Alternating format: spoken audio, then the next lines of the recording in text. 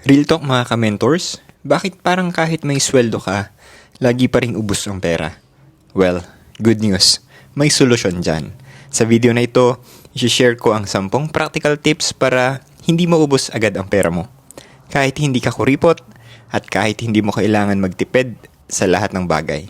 Super simple tips, kayang gawin agad. At proven para mas maraming matira sa sweldo mo.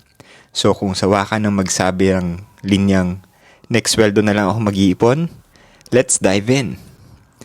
Tip number 1, gumawa ng monthly budget plan.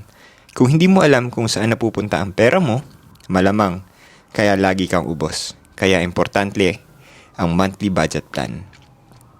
Alamin mo kung magkano lang dapat ang gagastusin mo sa bills, savings, luho, at iba pang needs. Pro tip, gumamit ng budget tracker app o spreadsheet. Kasi kapag may malinaw na plano, mas madali mong masusunod. Remember, hindi mo makokontrol ang hindi mo sinusukat. May ginawa kaming mga simple tracker. I-upload namin yan sa isang online community na pwede mo ma-access for free.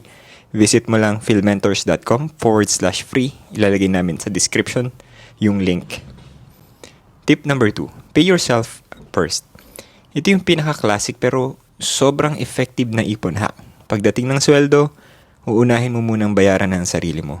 Ibig sabihin, bago ka magbayad ng bills o gumasto sa luho, ilagay mo muna sa savings o investments yung parte ng income mo. Pro tip, gumamit ang auto-transfer feature ng bank apps para kahit makalimutan mo, nag-iipon ka pa rin. Kapag ginagawa mo ito consistently, masasanay ang utak mo na hindi lahat ng pera ay para gastusin. Future you will thank you for it. Tip number 3, iwasan ang impulse buying. Alam mo yung feeling na add to cart lang naman, tingin lang, tapos maya-maya check out na agad. Ito ang killer ng ipon mo, impulse buying. Simple hack. Gumamit ang 24-hour rule. Kapag may gusto kang bilhin, hintayin muna ang 24 hours bago i-check out. Madalas, pag lumipas na ang excitement, mawawala na rin ang urge to spend. At kapag nakaligtas ka sa temptation, yes, savings unlock. Tip number 4, maglaan ng luho fund. Guys, hindi ibig sabihin ng pag-iipon ay bawal ka nang gumastos sa gusto mo. The key is to set a limit for your wants. Maglaan ka ng luho fund kada buwan. Ito yung pera na pwede mong gastusan sa kahit ano. Halimbawa, Starbucks, gadgets, or samgyup nights. Guilt-free. Bakit to gumagana? Kung may nakalaan ng budget para sa luho, hindi mo masisira ang ipon mo at hindi ka mag-overspend. Enjoy mo pa rin yung pera mo, pero within the limits. Tip number 5, gumamit ng cash kapag bumibili. Mas madaling gumastos kapag card or e-wallet ang gamit kasi hindi mo nakikita na nababawasan talaga ang pera mo. Pero kapag cash ang gamit mo, ramdam mo yung sakit sa bulsa kada bayad. Pro tip, mag-withdraw ng pera for weekly budget at kapag naubos na yung cash, wala nang dagdag. This simple trick makes you more aware kung gaano kabilis nauubos ang pera mo. Tip number 6, huwag gumastos sa future money. Ito yung isang malaking trap kung bakit laging ubos ang pera. Ginagastos mo na yung perang hindi mo pa kinikita. Credit card swipes, utang para sa luho, o buy now pay later.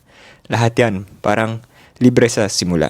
Pero pagdating ng bayaran, ouch! Rule of thumb, kung hindi mo kayang bayaran ngayon, huwag mo muna bilhin. Mas masarap gumastos kapag alam mong fully paid at walang utang na iniisip. Tip number 7, mag-track ng maliit na gastos.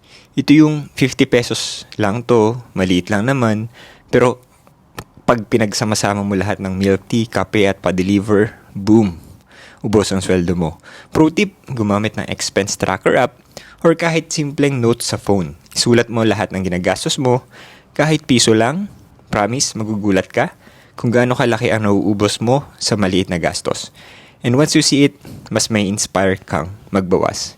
Ngayon, kung gusto mo kaming gumawa ng mga videos para naman magkaroon ka ng ideas sa mga side hustles, extra income, i-type mo lang sa comment below, extra income, para gumawa kami ng mga libreng videos patungkol dyan. Gusto lang namin malaman kung marami bang interesado sa topic na yan. Tip number 8, maghanap ng side income. Kung kulang lagi ang sweldo mo, kahit anong tipid mo, ibig sabihin, kailangan mong dagdagan ng income. Hindi lang magbawas ng gastos. Pwede kang mag-freelance online, halimbawa writing, editing, graphic design, bookkeeping, magbenta ng products online, Shopee, Lazada, TikTok Shop, mag-try ng affiliate marketing or side hustles.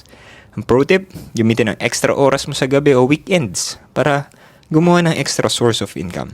Lahat ng kita dyan, diretsong ipon or investment. The faster you grow your income, the faster ka rin makakaipon at aangat. Kung gusto mo kami gumawa ng mga real examples na pwede mong gawing side income, comment down below extra income para makita namin na marami yung interesado sa idea niyan at gagawa namin ng libreng video kagaya nito. Tip number 9. Maglaan ng emergency fund. Kapag wala kang emergency fund, lahat ng biglaang gastos, hospital, nasirang appliances o sasakyan, o nawalan ng trabaho, galing agad sa ipon o utang. Ang goal, magtabi ng 3 to 6 months worth of expenses para sa emergency lang. Isipin mo ito as financial safety net. Kasi kapag may buffer ka, hindi mo kailangang galawin ng savings o magpautang kapag may unexpected na pangyayari. Peace of mind, priceless yan mga ka-mentor. Tip number 10. Invest your money. Kung nasa bank lang ang pera mo, unti-unti itong nauubos dahil sa inflation. Kaya dapat pagtrabahuhin mo ang pera mo. Pwede mong simulan sa mutual funds o UITFs, stock market, low capital side businesses. Ngayon, kung gusto mong gumawa kami ng mas specific na video para i-discuss yung mutual fund, stocks, comment mo naman below investment or invest para makita namin marami yung interested dyan. Pro tip, mag-invest sa mga naiintindihan mo at kaya mong i-manage. Ang importante, hindi lang nakatambak ang pera mo. Dapat tumutubo din siya habang natutulog ka.